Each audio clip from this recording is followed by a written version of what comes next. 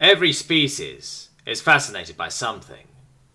They really like studying things. The Abasks, for example, like computers so much that some of their basic mechanical calculators literally predate their first cities. Others are particularly skilled at governing.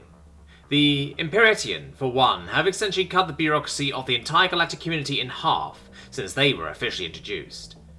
Then there are a few with more exotic talents, like the Multiliberi, who make great miners since they literally eat rocks. All species are different, both biologically and in their fascination. But there is a constant that serves as the basis of the galactic community. One thing that has stayed true since its very inception as a small group of traders. All fascinations are useful. Until the Imperatian introduced us to a new species. Humans. Many people were anxious to find out what would be their fascination. Maybe they would be incredible engineers, or maybe skilled soldiers. A few even proposed they could replace some other members of the community in certain fields. The entire Imperatian presentation described how humans had developed themselves, their history, technology, culture. In the end, they described what they believed to be humanity's great talent, its fascination. They threw rocks. That was it. There was no catch. It was an average species that could throw stuff very well. To be fair, they do throw rocks really well. Needless to say, they didn't get a seat on the council. In fact, as soon as the information was leaked to the public, the term human became a synonym for uselessness. The only ones that kept contact were the Imperatian, and everyone assumed it was out of pity. Then the Imperatians started getting rich. Way too rich. Running a significant amount of all the galactic bureaucracy always made them quite significant, but now they were also dominating in mining and manufacturing. Many people were getting nervous over this imbalance of power, and a few whispered about them leaving the council altogether. A meeting was called, and soon everyone wanted the pencil pushers to tell them exactly what in the void was going on. It was the humans. No, they were not taking advantage of a desperate species that needed work, or making them pay fees under the threat of conquest. They were just trading. How were the humans so good at manufacturing and mining? They threw rocks.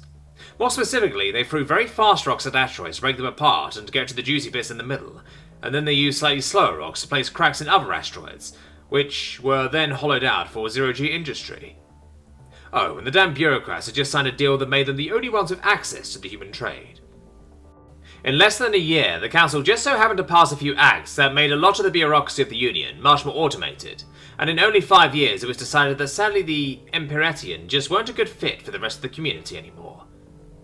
Almost immediately, the Imperatian signed a deal of mutual defense with the humans, which everyone assumed was the administrators guaranteeing human independence in return for cheap resources. Soon the word human was synonymous with weakling that can't defend itself, and meaning that much of the council secretly pushed for the public. A precedent was established. The Human Imperatian Alliance would stay on their side of the galaxy, and the rest would stay on theirs. What could go wrong? Turns out a lot could go wrong.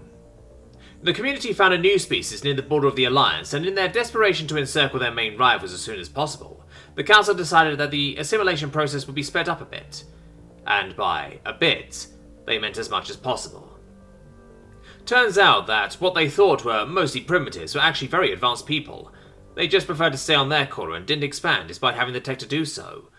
So obviously, the most sensible solution was to get them to change their ways. By force. The council ordered 1 million ships in a mission to pacify the locals and convince them to join. Only 3 ships came back, all running on ghost crews just to send a message. They were at war. The council ordered a full military fleet to stop the savages. Then 2. Then 5. By the time the council realized how much they screwed up, the angry natives were sending millions upon millions of ships directly towards their territory. The council begged the member nations to increase the amount of military support they gave, but even that wasn't enough. All they could do was wait for the enemy to cross a small part of Allied territory, which would then lead directly to the heart of the community. They waited. Then they waited more. They waited for a full week and nothing, as if the entire fleet had just disappeared. Then a message came through from the Alliance. It was footage taken from a border scanner. It showed the native fleet crossing through the system and being halted by a border drone asking it to go away. A ship fired at the drone, immediately destroying it. Then half of the meters in the system all lit up, with the light of railguns activating. The entire council watched in awe as millions of railguns fired at the fleets. Some of the projectiles were as big as small islands and glow before exploding in fusion fire. Some clearly had basic FTO engines strapped to them. A few even made small black holes. Most were just big rocks, though. The fleet was shattered. Capital ships were left as mere husks of metal peppered with holes from the great bombardment of human rocks. A simple question echoed through the minds of all the ones present. How could they destroy so much with just rocks? As if reading the mind of the council, a new message appeared. To be fair, we do throw rocks really well.